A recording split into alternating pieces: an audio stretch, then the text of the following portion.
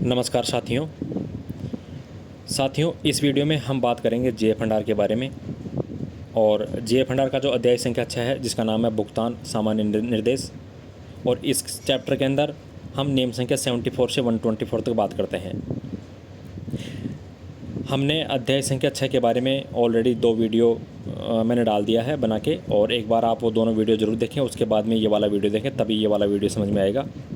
क्योंकि जो नियम संख्या 74 है, अभी तक हम उसी की बात कर रहे हैं, क्योंकि ये जो नियम संख्या 74 है काफ़ी बड़ा है और इसको 3 भागों में बांटा गया है। जैसे 74 सब क्लोज क, 74 सब क्लोज ख, 74 सब क्लोज ग। तो पिछले 2 वीडियो में हमने 74 सब क्लोज क के ऊपर ही चर्चा की थी, क्योंकि वो थोड़ा लंबा था। और ये अब बाकी जो नियम है वो इस वीडियो में हम करेंगे। जैसे 74 सब क्लोज ख भी निपटाएंगे, 74 सब क्लोज ग भी निपटाएंगे, इसके बाद में 75, 76 एंड सो ऑन।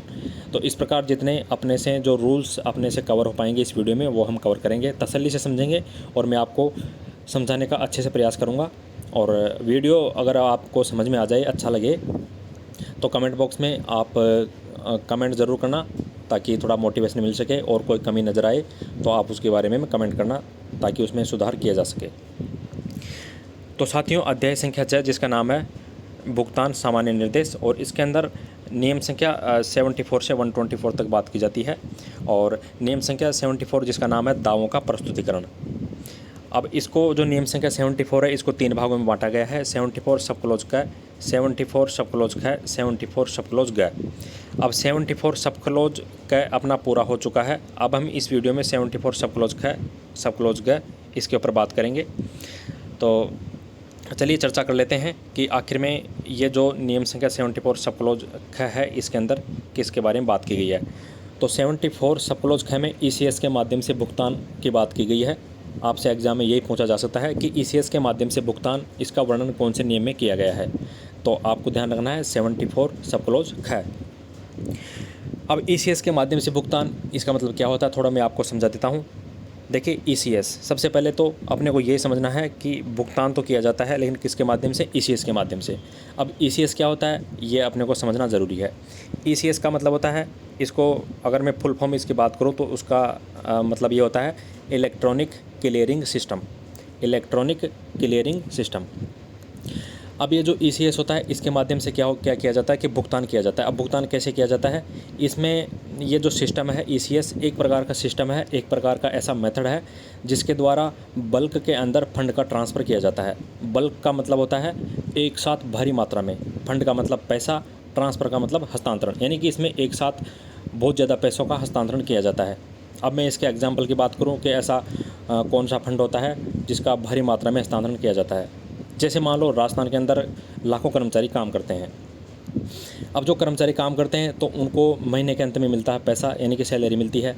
तो सैलरी ईसीएस के माध्यम से ही उनके खाते में जाती है।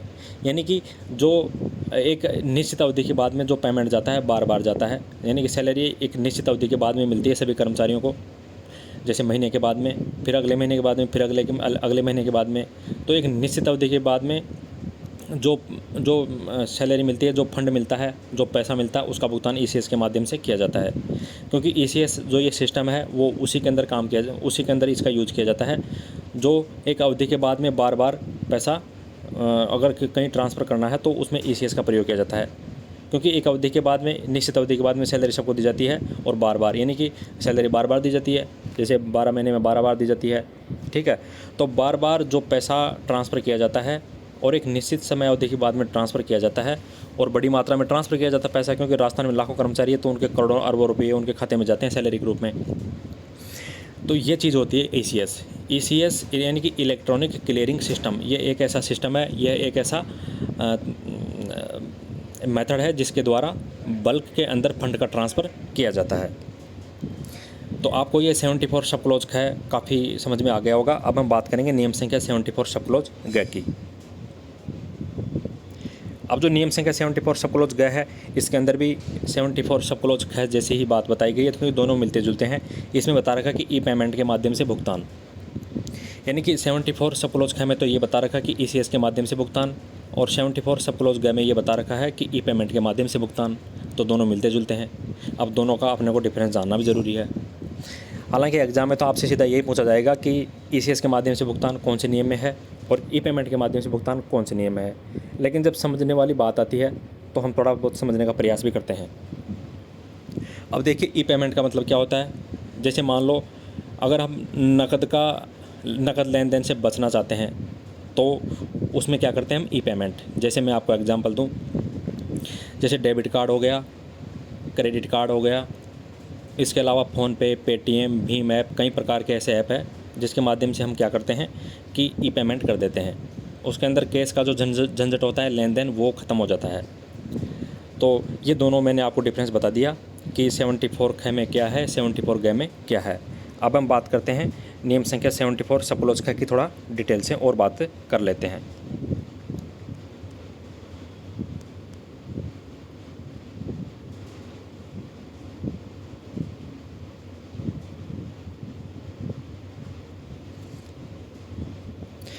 अब देखिए साथियों, जो नियम संख्या 74 सब क्लोज ख है, इसमें आपने बात कर ली कि ईसीएस के माध्यम से क्या किया जाता है, भुगतान किया जाता है।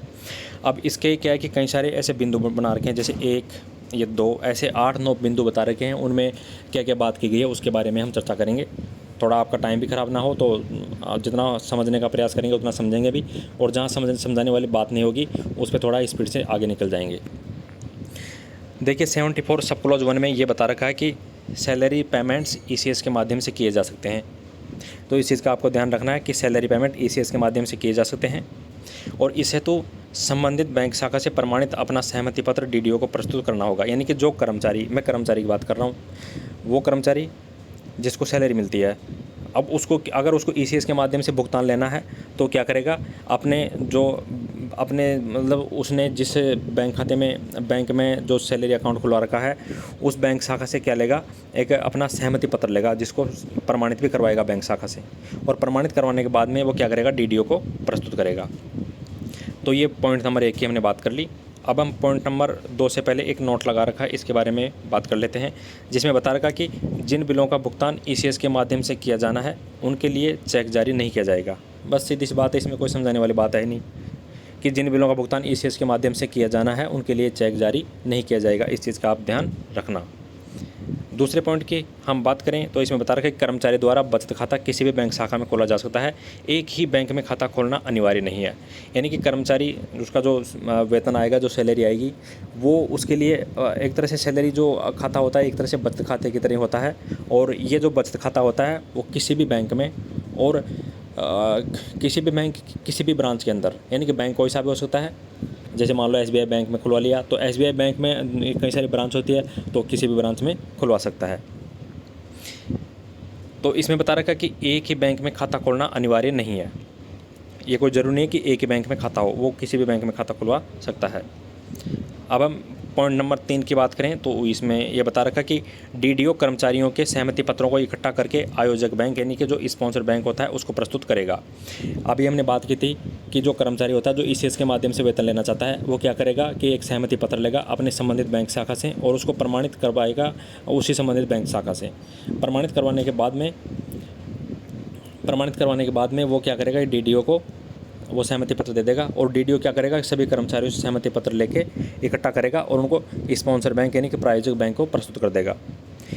फिर इसमें दे रखा कि ईसीएस के लिए जो डीडीओ होता है, ईसीएस के लिए डीडीओ ट्रेजरी और बैंक को कर्मचारियों को डाटाबेस भेजेगा। यानी कि फिर जो डीडीओ होता है वो सभी कर्मचारियों से सहमति पत्र लेके उनके बिलों को ईसीएस कराने के लिए क्या करेगा, ट्रेजरी और बैंक को कर्मचारियों को डाटाबेस भी भेज देगा। मतलब पूरा रिकॉर्ड रहेगा, डीडीओ भेज देगा उनको, भाई ये कर्मचारी है, इस पोस्ट पे काम करते हैं, इनको इतना पैसा वगैरह मिलता है, तो उनका सारा डाटा रहेगा उसके अंदर। तो इस चीज़ का आप ध्यान रखना कि डीडीओ ट्रेजरी और बैंक को भेजेगा क्या, कर्मचारियों को डाटाबेस। तो ये पॉइंट नंबर 3 भी अपना क्लियर हो गया। अब हम बात करते हैं प्रायोजक बैंक, यानी कि जो नियम संख्या 74 सब क्लोज ख है उसका भी चौथा पॉइंट है। उसमें बता रखा है कि प्रायोजक बैंक आखिर में होता क्या है। अब देखिए, प्रायोजक बैंक का मतलब होता है जो राजकीय लेन देन हेतु अधिक करता है, यानी कि जो सरकारी लेन देन करता है वो प्रायोजक बैंक है। पहली शर्त तो यही है कि कोई भी बैंक स्पॉन्सर बैंक यानी कि प्रायोजक बैंक वही कहलाएगा जो सरकारी लेन देन करता है। और दूसरी चीज़ क्या है, जहां से पेमेंट ड्रा करने हेतु डीडीओ को ट्रेजरी और सब ट्रेजरी ने अधिकृत कर रखा है। यानी कि ट्रेजरी और सब ट्रेजरी ने अगर किसी डीडीओ को जिस बैंक से पेमेंट को ड्रा करने के लिए, यानी कि पैसे आहरित करने के लिए, भुगतान का आहरण करने के लिए, यानी कि निकालने के लिए उसको अधिकृत कर रखा है, तो ये दोनों शर्तें होनी चाहिए, तब वो बैंक प्रायोजक बैंक कहलाएगा। यानी कि जो राजकीय लेन देन करता हो वो प्रायोजक बैंक है। उसके साथ में ये भी चीज़ होना चाहिए कि जहाँ से पेमेंट्स को ड्रा करने हेतु डीडीओ को अधिकृत कर रखा है, किसने? ट्रेजरी और सब ट्रेजरी ने। कि ट्रेजरी और सब ट्रेजरी ने पावर दे रखी है, ऑथोराइज कर रखा है डीडीओ को कि आप वहाँ से पेमेंट ड्रा कर सकते हैं। और इसके साथ में जो बैंक राजकीय लेन देन करता है, ये दोनों चीज़ें जब मिलेगी तो उसको हम बोलते हैं प्रायोजक बैंक। जैसे मैं जयपुर की बात करूँ, जयपुर ज़िले की, तो यहाँ पर 4 ट्रेजरी है। 4 ट्रेजरी है, जैसे city treasury, rural treasury, 2 treasury और है, तो कुल मिला के 4 ट्रेजरी है। अब जयपुर शहर में जो कर्मचारी काम करते हैं उनका जो स्पॉन्सर जो बैंक होता है, वो जो सिटी ट्रेजरी होती है उसने बना रखा है एसबीआई बैंक को, जो कलेक्ट्रेट के अंदर एक ब्रांच है एसबीआई की। तो उसको पूरा मतलब ये जो पूरा लेन देन वही करता है एसबीआई बैंक। तो सिटी ट्रेजरी जयपुर की मैं बात करूँ तो उसका स्पॉन्सर बैंक कलेक्ट्रेट जयपुर के अंदर एसबीआई बैंक है। तो इस प्रकार वो क्या है कि वो एक दूसरे से लिंक रहते हैं, यानी कि ट्रेजरी और बैंक एक दूसरे से लिंक रहते हैं। तो स्पॉन्सर बैंक में आपको मैंने समझाने वाली बात थी वो समझा दी है। बाकी आपको एग्ज़ाम में जो ये 2 पॉइंट है ये आपको अच्छे से ध्यान रखना है। दोनों पॉइंट आपसे एग्ज़ाम में पूछे जा सकते हैं, ये चीज़ मैंने आपको बता दी। अब जो पाँचवां जो बिंदु है उसमें बता रखा है कि डीडीओ द्वारा वेतन बिल की सॉफ्ट कॉपी ट्रेजरी को भेजी जाएगी। पहले तो आपको हमेशा ये ध्यान रखना है कि वेतन बिल की सॉफ्ट कॉपी डीडीओ द्वारा ट्रेजरी को भेजी जाएगी सीधी, ठीक है। अब लेकिन कब भेजी जाएगी? प्रत्येक माह की 20 तारीख से पहले, यानी कि प्रत्येक माह की 20 तारीख से पहले, जो भी महीना चल रहा है उसकी 20 तारीख से पहले डीडीओ क्या करेगा कि वेतन बिल की सॉफ्ट कॉपी ट्रेजरी को भेज देगा। फिर ट्रेजरी क्या करेगा? ट्रेजरी वापस क्या करेगा कि डीडीओ को वेतन बिल की हार्ड कॉपी भेज देगा। यानी कि यहाँ तो सॉफ्ट कॉपी है और यहाँ पर हार्ड कॉपी है। तो इस चीज़ का ध्यान रखना कि सॉफ्ट कॉपी कौन भेजेगा, हार्ड कॉपी कौन भेजेगा। हालांकि इतना डीपली आपसे एग्जाम में पूछेगा नहीं, लेकिन फिर भी आप ध्यान रखना। मैंने ये वाला नियम वैसे लाइन टू लाइन लिखा हुआ था और मैंने इसको थोड़ा डायग्रामेटिक रूप से मैंने आपको समझाने का प्रयास किया। अब इसके बाद में क्या होगा कि डीडीओ को हार्ड कॉपी मिल गई वेतन की, ठीक है, वेतन बिल की। अब इसमें क्या करेगा? डीडीओ भुगतान है तो वापस किसको भेज देगा? ट्रेजरी को। तो ये 5वां पॉइंट अपना क्लियर हो गया। हालांकि ये सब कहने के बाद में देखो आजकल ईसीएस के माध्यम से सारा काम ऑटो जनरेट होता है। ये चीज़ें हालांकि रूल्स में दे रखी है। जैसे मैंने आज ही चेक की थी, 30 मई 2023 तक GF&R फाइनेंस डिपार्टमेंट की साइट पे अपडेट है और उसके अंदर इन्हीं नियमों की बात की गई है। अभी वर्तमान में इतना अस्तित्व में है नहीं ये नियम, लेकिन आपके एग्ज़ाम में पूछेंगे भी यही, तो इसमें अपने को पढ़ना ही पड़ेगा। ये सब अब पुरानी बातें हो चुकी है। आजकल ऑटो सिस्टम हो गया, मतलब अपने आप बिल जनरेट होता है और सैलरी सीधे अकाउंट कर्मचारी के बैंक अकाउंट के अंदर आ जाती है। ये सब पुरानी बातें हैं, लेकिन फिर भी पढ़ना पड़ेगा एग्ज़ाम के दृष्टिकोण से। छठे पॉइंट की बात की जाए 74 सब क्लोज है, उसका जो छठा पॉइंट है उसमें बता रखा है कि hard copy of payment advice, यानी कि भुगतान प्राधिकार पत्र की हार्ड कॉपी, इसके बारे में बात करेंगे। सबसे पहले ये ध्यान रखना आपको कि इसको कौन जारी करता है, ठीक है। यानी कि जो hard copy of payment advice होती है इसको कौन जारी करता है? कोषागार या उपकोषागार, ये जारी करते हैं। किसको? डीडीओ को और बैंक को, ये दोनों को जारी करते हैं। बस आपको इतना ही ध्यान रखना है। इसमें ज़्यादा समझने के चक्कर में आपका टाइम भी ख़राब हो जाएगा। आपसे ये नहीं पूछेगा एग्ज़ाम के अंदर कि ये पेमेंट हार्ड कॉपी और पेमेंट एडवाइस क्या होती है, आपसे ये नहीं पूछेगा। मैं आपको समझाना चाहूँगा तो समझा दूँगा, 2-5 मिनट लग जाएगी, लेकिन मैं सच बता रहा हूँ आपका टाइम ख़राब होगा। देखो लाइफ के अंदर टाइम, मनी और एनर्जी 3 कंपोनेंट ऐसे हैं, इनको वैसे ही बर्बाद नहीं करना चाहिए। हर किसी को टाइम, मनी और एनर्जी तीनों को बचा के रखना चाहिए। तो इस नज़रिए से मैं आपका ज़्यादा समय ख़राब नहीं करूँगा। बस आपको ये मैंने डायग्रामेटिक रूप से समझाया, वो आप इतना समझने का प्रयास करें। अब है 7वां पॉइंट, यानी कि जो पेमेंट एडवाइस होता है इसकी जो हार्ड कॉपी होती है, हार्ड कॉपी को बैंक द्वारा कोषागार को लौटा दिया जाता है, ठीक है, लेकिन निम्न के साथ लौटा दिया जाता है। किसके साथ? दैनिक विवरण के साथ। यानी कि पेमेंट एडवाइस की जो हार्ड कॉपी होती है उसको बैंक द्वारा कोषागार को निम्न के साथ पुनः लौटा दिया जाता है। किसके साथ लौटा दिया जाता है? दैनिक विवरण के साथ। ये आपको ध्यान रखना है और नोट लगा के इसमें एक बात और बता रही कि जो कोषागार होते हैं वो क्या करेंगे? कोषागार दैनिक विवरण तथा पेमेंट एडवाइस का मिलान करके दैनिक लेखा तैयार करते हैं। तो ये चीज़ आप समझें। इसके अंदर मैं आपको थोड़ा सा और बता देता हूँ, एक सेकंड।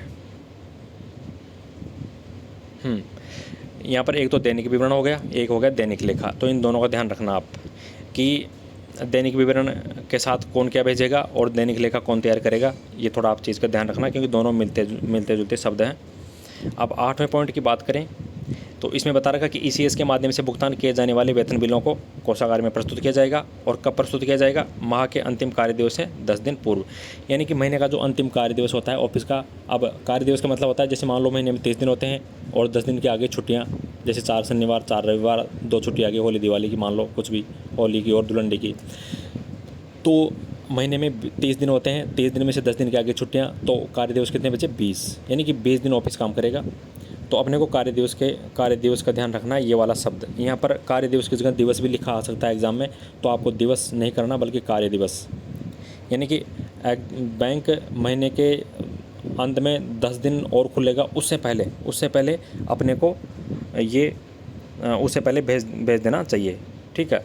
तो ईसीएस के माध्यम से भुगतान किए जाने वाले वेतन बिलों को कोषागार में प्रस्तुत किया जाता है और माह के अंतिम कार्य दिवस से 10 दिन पूर्व। तो नियम संख्या 74 अपना कंप्लीट हो गया बिल्कुल। उसके जो 3 पार्ट थे, 74 सब क्लोज का, 74 सब क्लोज का, 74 सब क्लोज गए, तीनों के ऊपर हमने बात कर ली। अगर आपको उसमें मेरे हिसाब से उम्मीद है कि आपकी काफ़ी सारी चीज़ें समझ में आई होगी। अब हम नियम संख्या 75 की बात कर लेते हैं, जिसमें दे रखा है कि चेक बिल की परिभाषा। नियम संख्या 75 में दे रखा है कि बिल की परिभाषा, यानी कि बिल क्या होता है। देखिए, यह सरकार के विरुद्ध दावों का विवरण होता है, ठीक है। इसमें ग्रॉस या आइटम वाइज दावे की राशि, एक तो दावे की राशि लिखी होगी और एक उसकी प्रकृति का विवरण होता है। इसमें सामान्य रसीद के रूप में विवरण प्रस्तुत होता है। यानी कि क्लेम, मैंने आपको जो पार्ट 1 है उसके अंदर ही बता दिया था कि क्लेम क्या होता है, तो आप वहाँ पर ज़रूर देखें एक बार, तभी ये वाला चीज़ समझ में आएगी। कि जैसे मान लो क्लेम हो गया कि जैसे किसी सरकारी कर्मचारी, मान लो, चलो इसको छोड़ो, आप एक बार मान लो कोई बुजुर्ग आदमी है, उसकी उम्र मान लो 75 वर्ष से ऊपर है और उसको मिलती है पेंशन, तो वो भी एक प्रकार का क्लेम हो गया सरकार के विरुद्ध, ठीक है। तो उसके अंदर उसका पूरी डिटेल होगी कि इसको कितनी पेंशन मिलेगी, उसका पूरा जो योग रहेगा वो रहेगा उसके अंदर। तो उसमें जो ये राशि होती है उसका क्या रहता है? विवरण रहता है राशि कि उसमें कितनी राशि है और उसकी प्रकृति क्या है। तो ये दोनों चीज़ें आपको ध्यान रखना, राशि और प्रकृति का ध्यान रखना है कि नेचर किस प्रकार का है, जो क्लेम है उसका नेचर किस प्रकार का है उसका ध्यान रखना है, और अमाउंट कितनी है। अब इसको ग्रोस या आइटम वाइज इस प्रकार उसमें विवरण दिया जाता है और इसमें सामान्य रसीद के रूप में, और ये सामान्य रसीद के रूप में ही प्रस्तुत किया जाता है। तो नियम संख्या 75 ये मैन 3 पॉइंट थे, 1, 2 और 3, इनको आप पढ़ लेना, ज़्यादा कोई इसमें समझाने वाली बात है नहीं, समझ में आ गया होगा। नियम संख्या 76 की अगर हम बात करें तो इसमें बता रखा कि बिलों पर सिग्नेचर, एक तो होता है सिग्नेचर, एक होता है काउंटर सिग्नेचर। सिग्नेचर का मतलब होता है हस्ताक्षर, काउंटर सिग्नेचर का मतलब होता है प्रति हस्ताक्षर। अब पहले मैं आपको ये बता देता हूँ कि हस्ताक्षर और प्रति हस्ताक्षर क्या होता है, यानी कि सिग्नेचर और काउंटर सिग्नेचर क्या होते हैं। जैसे मान लो कोई बिल है जिस पर किसी ने साइन कर दिए, तो वो तो शुरुआत में जो साइन कर दिए वो तो हो गया सिग्नेचर। अब उसके बाद में उसके हायर अथॉरिटी ने मान लो उसको और वेरीफाई करने के लिए उस पर उसने भी सिग्नेचर कर दिया, किसी दूसरे सेकंड पर्सन ने, किसी दूसरे आदमी ने, किसी दूसरे अधिकारी ने, तो उसको बोलते हैं हम काउंटर सिग्नेचर। अब आपको ये चीज़ कन्फ्यूज लगी होगी, चलो मैं आपको सिंपल सा और उदाहरण देता हूँ। जैसे आप पुलिस में भर्ती होते हैं तो आपका बनता है फिटनेस सर्टिफिकेट, तो उसके लिए पहले आप कहाँ जाते हो? सामुदायिक स्वास्थ्य केंद्र, जहाँ पर डॉक्टर आपका फिटनेस सर्टिफिकेट बनाता है और अपनी मोहर और साइन कर देता है। उसके बाद में आप उस फिटनेस सर्टिफिकेट को लेकर कहाँ जाते हो? CMHO, यानी कि chief medical and health office. वहाँ पर जाने के बाद में जो CMHO होता है, जो बड़ा ऑफिसर होता है, वो उसके ऊपर और मोहर लगा देगा, साइन लगा देगा, यानी कि वो दूसरा अधिकारी हो गया। यानी कि उससे जो पहले डॉक्टर ने जो साइन किए थे ना, उससे ऊपर वाला अधिकारी हो गया, तो उसने भी क्या कर दिया? साइन और हस्ताक्षर कर दिए। तो ऊपर वाला जो भी अधिकारी हस्ताक्षर साइन जो भी करेगा वेरीफाई करने के लिए निचले वाले अधिकारी के साइन वगैरह को, तो उसको बोलते हैं हम प्रति हस्ताक्षर। तो 76 सब क्लॉज 1 में बात कर लेते हैं। इसमें बता रखा है किसी भी बिल का भुगतान DDO के हस्ताक्षर के बिना नहीं किया जाएगा, सीधी सी बात है, और हस्ताक्षर की मोहर स्वीकार नहीं की जाएगी। यानी कि हस्ताक्षर की मोहर किसी ने अगर बना रखी है और उसने ठप्पा जमा दिया तो स्वीकार नहीं की जाएगी, इस पर हस्ताक्षर करने पड़ेंगे। हस्ताक्षर मतलब होता है पेन उठाया और अपना नाम लिखा, नाम का मतलब है जैसे वो हस्ताक्षर करता है वैसे। 76 सब क्लॉज 2 की बात करें तो इसमें बता रखा कि जिन बिलों पर प्रति हस्ताक्षर कराना आवश्यक है उन्हें प्रति हस्ताक्षर के बिना कोषागार में प्रस्तुत नहीं किया जाएगा। बहुत ही इंपॉर्टेंट चीज़ है ये, इस चीज़ का आप ध्यान रखना कि जिन बिलों पर प्रति हस्ताक्षर कराना आवश्यक है उन्हें प्रति हस्ताक्षर के बिना कोषागार में प्रस्तुत नहीं किया जाएगा। यानी कि पहले प्रति हस्ताक्षर कराना जरूरी है, उसके बाद में उनको कोषागार में प्रस्तुत किया जाएगा और कोषागार में प्रस्तुत करने के बाद में जो पैसा होता है वो संबंधित व्यक्ति के खाते में आ जाएगा। तो नियम संख्या 76 सब क्लॉज 2 तक हमने बात कर ली। अब हम नियम संख्या 77 की बात करते हैं, यानी कि 76 कंप्लीट हो गया। अब 77 की बात करें तो इसमें बता रखा नमूने के हस्ताक्षर, स्पेसिमेन ऑफ सिग्नेचर। अब नमूने के हस्ताक्षर इसमें क्या होता है, इसमें बता रखा कि इसमें देखो 2 पॉइंट है, एक पॉइंट तो यह है और एक पॉइंट यह है। दोनों पॉइंट आपको अच्छे से समझना है। यानी कि वे प्राधिकारी जो चेक आहरित करने, अब यहाँ पर प्राधिकारी का मतलब होता है जैसे डीडीओ हो गया, यानी कि आहरण एवं वितरण अधिकारी हो गया, कार्यालय अध्यक्ष हो गया, प्रादेशिक अधिकारी हो गया।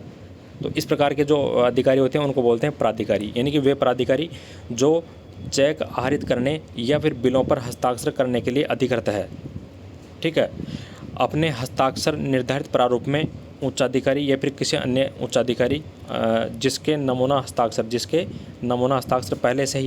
पहले से ही कोषागार या बैंक में है के माध्यम से कोषागार या बैंक में भेजने होंगे। यानी कि इसमें समझाने का मतलब यह है कि वो प्राधिकारी जो चेक आहरित करने या फिर बिलों पर हस्ताक्षर करने के लिए अधिकृत है, उसके पास पावर है कि जो चेक आहरित करता है, यानी कि चेक विड्रॉ करता है और बिलों पर हस्ताक्षर करता है, वो क्या करेगा कि अपने जो हस्ताक्षर होते हैं वो निर्धारित प्रारूप में कोषागार या बैंक में भेजेगा वो, ठीक है। लेकिन किसके माध्यम से, उस व्यक्ति के माध्यम से जिसके नमूना हस्ताक्षर पहले से कोषागार या बैंक में है, उसके माध्यम से कोषागार या बैंक में भेजेगा। तो एक पॉइंट तो ये हो गया। अब मान लो ये दूसरा पॉइंट है, इसमें बता रखा है कि अगर कोई नया कर्मचारी है, यानी कोई नया अधिकारी है, वो कार्य ग्रहण करने वाला अधिकारी है, तो उसके नमूने के हस्ताक्षर कैसे भेजे जाएंगे, तो इसके नमूने के हस्ताक्षर कार्यभार सौंपने वाला अधिकारी भेजेगा। ये वाला जो अधिकारी है ना, कार्य ग्रहण करने वाला अधिकारी, इसके जो नमूने के हस्ताक्षर है ये वाला यानी कार्यभार सौंपने वाला अधिकारी भेजेगा। कहाँ भेजेगा, कोषागार या बैंक के अंदर। तो दोनों चीज़ों का आप ध्यान रखना कि दोनों पॉइंटों को मैंने आपको समझाने का प्रयास किया है, तो आप एक बार अच्छे से समझने का प्रयास करें। अब नियम संख्या 78 के हम बात करेंगे। इसमें बता रखा कि एक नए कार्यालय सर्जित करने के समय आवश्यकताएं, यानी कि जैसे मान लो एक नया ऑफिस खोला जाएगा, जैसे मान लो राजस्थान सरकार ने कोई नया ऑफिस खोल दिया, तो वो खोलते समय क्या क्या आवश्यकताएं पड़ेगी। जैसे अभी सरकार ने अरण्य भवन भी बनाया था, पहले ये अरण्य भवन नहीं था।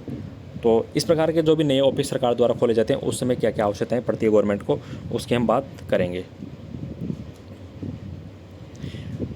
तो अब इसमें बता रखा कि 78 सब क्लॉज 1 में क्या बात की गई है। इसमें बात की गई है कि इस दशा में जो HOD होता है, यानी कि जो हेड ऑफ डिपार्टमेंट होता है, कार्यालय अध्यक्ष, वो यह सुनिश्चित करेगा कि निम्नलिखित दस्तावेज संबंधित TO का मतलब होता है ट्रेजरी ऑफिसर यानी कार्यालय अध्यक्ष, तो संबंधित TO एवं बैंक को भेज दिए गए हैं ताकि TO एवं बैंक भुगतान कर सके।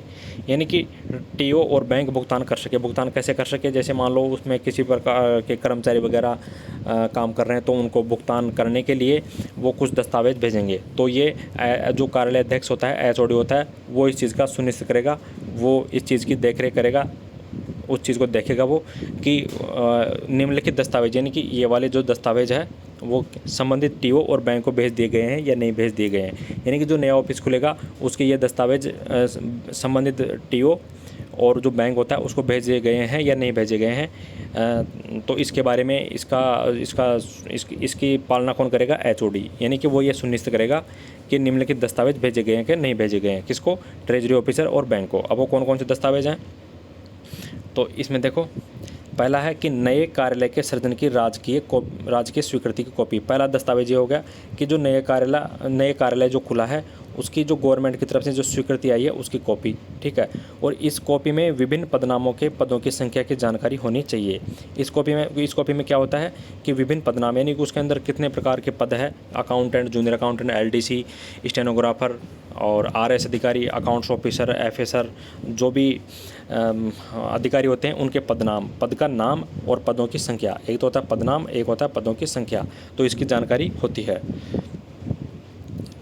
अगला है कि GF का जो रूल 3 है उसके अकॉर्डिंग जो हेड ऑफ ऑफिस होता है, यानी कि जो कार्यालय अध्यक्ष होता है, यहाँ पर ये HOD का मतलब होता है विभागाध्यक्ष। मैंने आपको शायद पहले कार्यालय अध्यक्ष बताया था, यहाँ पर HOD का मतलब होता है विभागाध्यक्ष, यानी कि हेड ऑफ डिपार्टमेंट, विभागाध्यक्ष। और यहाँ पर हेड ऑफ ऑफिस HOO यानी कि हेड ऑफ ऑफिस का मतलब होता है कार्यालय अध्यक्ष, ठीक है। तो GF अंडर रूल 3 के अनुसार जो हेड ऑफ ऑफिस होगा, जो कार्यालय अध्यक्ष होगा, वो घोषित करने के आदेश की कॉपी यानी कि कार्यालय अध्यक्ष किसको घोषित किया गया है उसके ऑर्डर की कॉपी भी भेजी जाएगी। और तीसरा है पहला जो कार्यालय अध्यक्ष होगा यानी कि प्रथम HOO यानी कि जो पहला कार्यालय अध्यक्ष होगा उसके नियंत्रक प्राधिकारी द्वारा प्रमाणित नमूने का हस्ताक्षर भी ये भेजना होगा।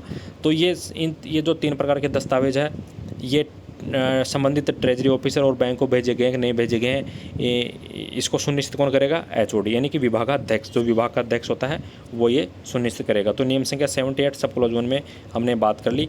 78 सब क्लॉज 2 में ये बता रखा कि यदि किसी जगह एक से अधिक कोषागार है, यदि किसी जगह एक से अधिक कोषागार है तो नवीन सृजित कार्यालय को कोषागार का आवंटन कौन करेगा? वित्त विभाग द्वारा किया जाएगा, यानी कि वित्त विभाग राजस्थान सरकार द्वारा इसका आवंटन किया जाएगा। जैसे मान लो जयपुर में कोई नया ऑफिस खुला और जयपुर में 4 ट्रेजरी ऑलरेडी है। अब यहाँ पर कि जो नया ऑफिस खुला है उसका कोषागार का आवंटन कौन सा किया जाएगा, चारों में से कौन सा कोषागार उसका आवंटित किया जाएगा, तो इसका जो निर्धारण होता है वो कौन करेगा? वित्त विभाग यानी कि फाइनेंस डिपार्टमेंट। नियम संख्या 79 की हम बात करें तो इसमें बता रखा कि बिल का प्रारूप एवं बिल तैयार करना, यानी कि बिल का प्रारूप क्या होता है और बिल कैसे तैयार किया जाता है। तो इसमें देखो, बिल को तैयार करने तथा उसके प्रारूप में निम्न निर्देशों की पालना की जानी चाहिए, यानी कि बिल को तैयार करते समय और उसके प्रारूप में कौन कौन से निर्देशों की पालना की जानी चाहिए उसके बारे में बता रखा। तो 79 सब क्लॉज 1 की अगर हम बात करें तो इसमें देखो सिंपल सा नियम है, इसमें ज़्यादा समझाने वाली बात नहीं है। इसमें बता रखा कि सरकार द्वारा किसी राशि के दावे के भुगतान हेतु कोषागार में प्रस्तुत किए जाने वाले बिल के साथ निम्नलिखित विवरण होना चाहिए, यानी कि सरकार द्वारा किसी राशि के दावे का भुगतान अगर किया जा रहा है तो इस हेतु क्या किया जाएगा? कोषागार में प्रस्तुत किए जाने वाले जो बिल होंगे उनके साथ कौन कौन से विवरण होंगे, तो ये आप विवरण देख लेना, इसमें समझाने कोई बात नहीं है, एग्जाम में पूछा जाएगा यहाँ से। मुझे लगता है यहाँ से ये चीज़ इंपॉर्टेंट है कि दावे की प्रकृति कैसी है, दावे की राशि कितनी है, दावे की अवधि क्या है, स्वीकृति आदेश क्या है, बिल में की गई कटौतियों के जो प्राधिकारी अधिकारी कौन है, लेखा वर्गीकरण कैसा है, क्रेडिट और डेबिट मदों का विवरण क्या है, कर्मचारियों के वेतन से कटौती, विनियोग वगैरह। तो ये सारी चीज़ें क्या होगी? ये वाला बिल के साथ ये वाला विवरण होता है बिल के साथ, क्योंकि बिल में जो दावा होता है उसी का विवरण होता है। नियम संख्या 79 सब क्लॉज 2 की बात करें तो ये थोड़ा इसको भी जैसे 4 बिंदुओं में अलग अलग बांटा गया है, तो एक एक भी बात कर लेते हैं। तो पहला में इसमें बता रखा कि बिलों के निम्न प्रपत्रों को प्राथमिकता देनी चाहिए। बिलों के किन प्रपत्रों को प्राथमिकता देनी चाहिए? जो प्रिंटेड हो और सिस्टम से जनरेट हो, ठीक है। प्रिंटेड प्रपत्र उपलब्ध नहीं होने पर क्या करें? ये फोटोकॉपी या टाइप किया हुआ या साइक्लोस्टाई कॉपी, ठीक है, ये काम में ली जाती है, ठीक है। पहले तो यह है कि प्रिंटेड या फिर सिस्टम से जनरेट बिल काम में लेना चाहिए। अगर प्रिंटेड या सिस्टम से जनरेट बिल नहीं है तो क्या करें? फोटोकॉपी काम में ले सकते हैं, टाइप किया हुआ काम में ले सकते हैं और साइक्लोटाइप कॉपी का बिल भी काम में ले सकते हैं। दूसरा है आपूर्तिकर्ताओं के बिल 2 प्रतियों में होने चाहिए। आपसे एग्जाम में पूछा जा सकता है कि किन के बिल 2 प्रतियों में होने चाहिए? आपूर्तिकर्ताओं के, यानी कि जो सप्लायर होते हैं उनके बिल 2 कॉपी में होने चाहिए। जो दूसरी कॉपी होगी वो मूल प्रति की कार्बन कॉपी होगी, ठीक है। तीसरा है चिकित्सा बिलों में जो प्रमाण पत्र और जो यात्रा भत्ता दावों में टीए बिल की एक अतिरिक्त कॉपी होगी। जो चिकित्सा बिलों में प्रमाण पत्र एवं यात्रा भत्ता दावों में, चिकित्सा बिलों में प्रमाण पत्र एवं यात्रा भत्ता दावों में टीए बिल की एक अतिरिक्त कॉपी होगी। इसमें इतना ही करें वाली बात है, बाकी समझाने के में अगर समझाएंगे तो इसमें 2-3 मिनट लग जाएगी, तो आप इस चीज़ को देख लेना, थोड़ा क्रेम करना पड़ेगा इस चीज़ को। चौथे पॉइंट की अगर हम बात करें तो इसमें बता रखा कि ट्रेजरी द्वारा केवल मूल बिल स्वीकार किया जाएगा। अब पूछा जा सकता है एग्जाम में कि ट्रेजरी द्वारा कौन सा बिल स्वीकार किया जाएगा? केवल मूल बिल, यानी कि केवल मूल बिल ट्रेजरी द्वारा स्वीकार किया जाएगा।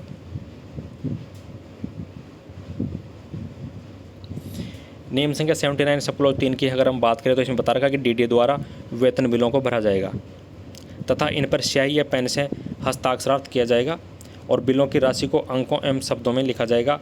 पूर्ण रुपयों की संख्या के बाद ये वाला शब्द मात्र लिखा जाएगा। जैसे मान लो अंकों में लिख दिया किसी राशि को, जैसे मान लो 1000 रुपये की राशि है तो उसको अंकों में लिख दिया और उसके बाद में शब्दों में लिख दिया, जैसे 1000 रुपया, 1000 रुपया, ऐसे करके मात्र शब्द भी लगाना ज़रूरी होता है बाद में, ताकि उसमें कोई कांट छांट और गड़बड़ी की संभावना ना हो। ध्यान रहे इनके बीच में कुछ और नहीं लिखा जा सके। इस प्रकार से आपको लिखना है कि बीच में किसी ने कुछ लिख दिया और बाद में आप 2 रुपये के चक्कर में 2 रुपये के चक्कर 2 रुपये को 2000 बना दे, मतलब कुछ भी गड़बड़ की जा सकती है। तो आपको ऐसा मौका नहीं देना है। तो डीडी द्वारा बिलों को भरा जाएगा तथा इन पर स्याही या पेन से हस्ताक्षर किया जाएगा। बिलों की राशि को अंकों एवं शब्दों में लिखा जाएगा। पूर्ण रुपयों की संख्या के बाद मात्र शब्द लिखा जाएगा। ध्यान रहे इनके बीच में कुछ और नहीं लिखा जा सके।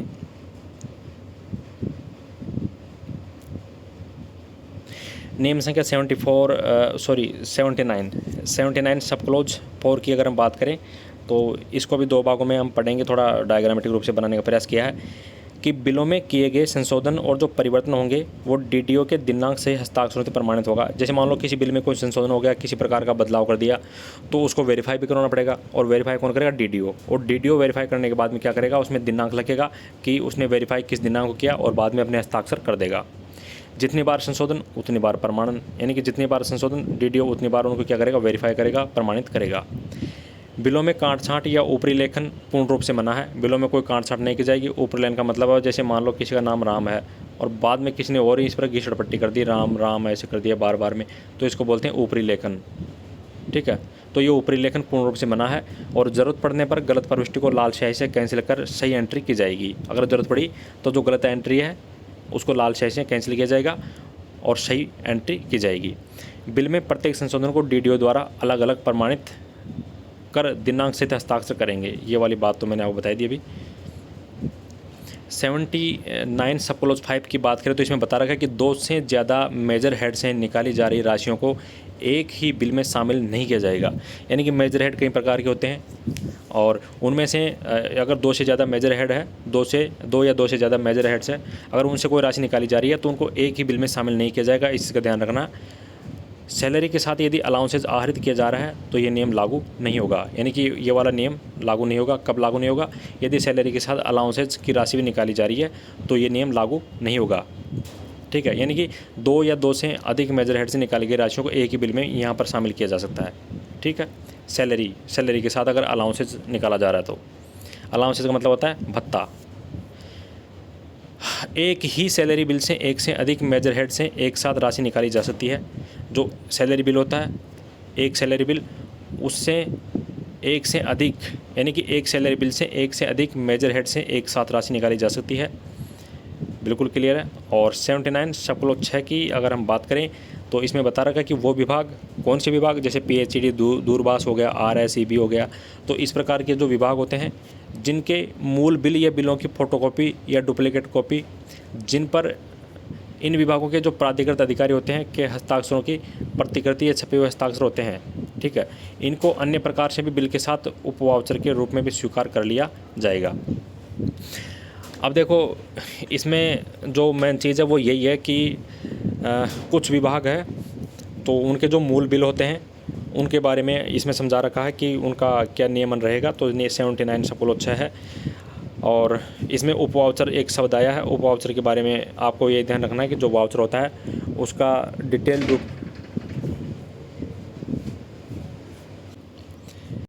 अब नियम संख्या 79 सब क्लोज 7 की हम बात करेंगे तो इसमें बता रखा है कि वो बिल जिनकी 2 या 3 प्रतियों में ज़रूरत हो, यानी कि कई प्रकार के बिल होते हैं जिनकी 2 या 2 से ज़्यादा उसकी जो कॉपियों की ज़रूरत होती है, तो उसमें क्या किया जाएगा? केवल एक प्रति पर तो क्या किया जाएगा? पूर्ण हस्ताक्षर। यानी कि जो एक प्रति होती है उस पर तो क्या किया जाएगा? पूर्ण हस्ताक्षर, और बाकी पर क्या किया जाएगा? लघु हस्ताक्षर। तो 79 सब क्लोज 7 में इतनी ही बात की गई है। आगे हम देखते हैं नियम संख्या 80।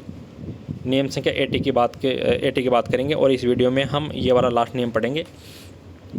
तो ऊपर वाले नियम मैंने आपको काफ़ी अच्छे समझाने का प्रयास किया और इस वाले नियम पे भी हम अच्छे से चर्चा करेंगे। तो नियम संख्या जो 80 है उसका नाम है संदेशवाहक के रूप में भुगतान। संदेशवाहक के रूप में भुगतान। अब संदेशवाहक के रूप में भुगतान क्या होता है? जैसे मान लो किसी कार्यालय का कोई कर्मचारी है, अब उसका वेतन वो खुद ना लेके किसी दूसरे पर्सन को भेज दे लेने के लिए, तो उसको बोलते हैं संदेशवाहक। जैसे मान लो किसी कर्मचारी का नाम है राम, अब उसको जो उसको भुगतान मिलेगा, यानी कि इसको जो पैसा मिलता वो राम खुद ना लेके अगर मान लो इसकी जगह श्याम को भेज दें, ठीक है, तो श्याम क्या कहलाएगा, संदेशवाहक। ठीक है, तो नियम संख्या जो 80 है उसमें आपको एग्जाम में यही पूछा जा सकता है कि संदेशवाहक के रूप में भुगतान कौन से नियम में इसकी चर्चा की गई है, तो नियम संख्या 80 आपको ध्यान रखना है। अब नियम संख्या 80 सब क्लोज 1 में इसमें आगे और क्या बात की गई उसके ऊपर हम बात करेंगे। इसमें बता रखा कि जब प्राप्तकर्ता चेक का भुगतान लेने के लिए किसी संदेशवाहक को भेजता है तो इस दशा में संदेशवाहक के पास क्या होना चाहिए, अथॉरिटी लेटर, यानी कि उसके पास इस प्रकार का अथॉरिटी होना चाहिए कि वास्तव में वो इस संदेशवाहक के रूप में आया है और उसको ये पेमेंट लेना है। ठीक है, तो ये अथॉरिटी लेटर उसके पास होना अनिवार्य है, कंपलसरी है।